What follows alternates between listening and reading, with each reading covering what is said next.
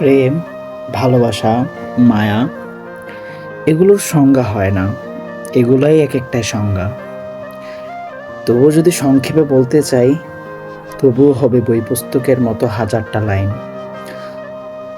তবুও আমি বলি প্রত্যেকটার সাথে সম্পর্কিত।